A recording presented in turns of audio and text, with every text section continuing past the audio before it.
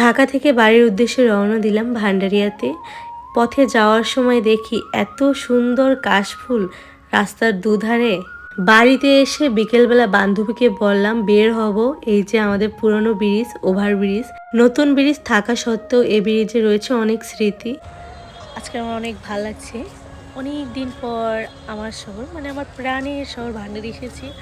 এখানে প্রতিটা জিনিসই আমার কাছে অনেক পছন্দের। মাটি গন্ধ আমার কাছে খুব ভালো লাগে। বলে না যে যার যার বসবাসের জায়গা তার কাছে অনেক প্রিয়। পার্কে চলে এলাম। বান্ধবী তার ছেলেকে বেলুন কিনে দিল, কারণ সে তো বাচ্চার মা। আর আড্ডা দেওয়ার আগে তো ঝালমুড়ি খাওয়াই যায়। এই যে এখান থেকে মজাদার ঝালমুড়ি নিলাম এবং সাথে পেয়ারা মাখাও নিয়েছিলাম। এই যে পেয়ারা মাখা আমার কাছে কিন্তু খুব ভালো লাগে, আর আমার একটু ঝাল ঝাল খেতেই বেশি পছন্দ করি। আর এই যে আমার সুন্দরী বান্ধবী নাবিলা।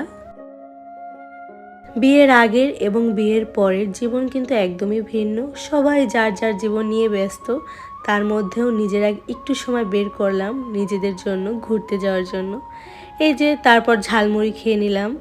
আর এই নৌকা দেখে বললাম, আগের বার তো উঠে ভয় পেয়েছিলি, এখন কি উঠবি? কিন্তু কেউ উঠলাম না ভয়ের কারণে।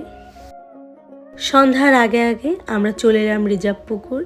এখানে নানান ধরনের ফুড কোর্ট উঠেছে এবং আগের থেকে জায়গাটা অনেক জমজমাট হয়েছে, তাই চলে এলাম এখানে।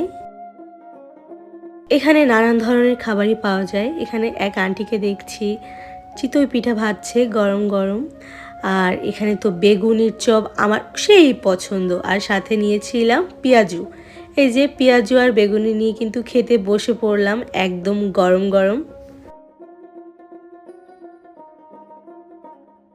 এরপর আমরা নিলাম ভেলপুরি। আজকে বান্ধবী আর আমি ভাবছি এখানে যা যা আছে সব কিছুই টেস্ট করব। এই যে আমি খাচ্ছি আর পাশ থেকে বান্ধবীর ভাষ্য শুরু হয়ে গেছে। আজকে শাড়িতে ভালাই আনতি শাড়ি দেন আমার গড়তে দেবে না, এটা মার্শাল। মার যত অভিযোগ, মায়ের অভিযোগ তার শাড়িগুলো আমি পরে পরে নষ্ট করি। তারপর চলে গেলাম চা খেতে। এই যে চায়ের কোয়ালিটি দেখো। লাস্টের চাটার নাম ছিল ব্রেকআপ টি। এটা আমাদের ছোট ভাইদের স্টল। এখানে এলাম প্রথমবারের মতো চা খেতে এবং সাথে পোড়া রুটি খেতে। ভালোই লাগলো খেতে। পরোটা, পোড়া রুটি, টোস্ট এগুলো দিয়ে কিন্তু দুধ চা খাওয়ার দারুণ মজা। এই যে পেয়ে গেলাম পোড়া রুটি, দেখতেও সুন্দর। এখন তো চায়ের মধ্যে ভিজিয়ে ভিজিয়ে খাবো।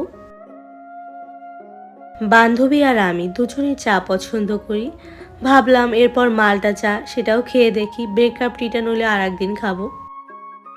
এই যে চা খাওয়ার পর আমাদের দিনটা কিন্তু আজকের এখানে শেষ। এরপর আমরা বাসায় চলে যাব।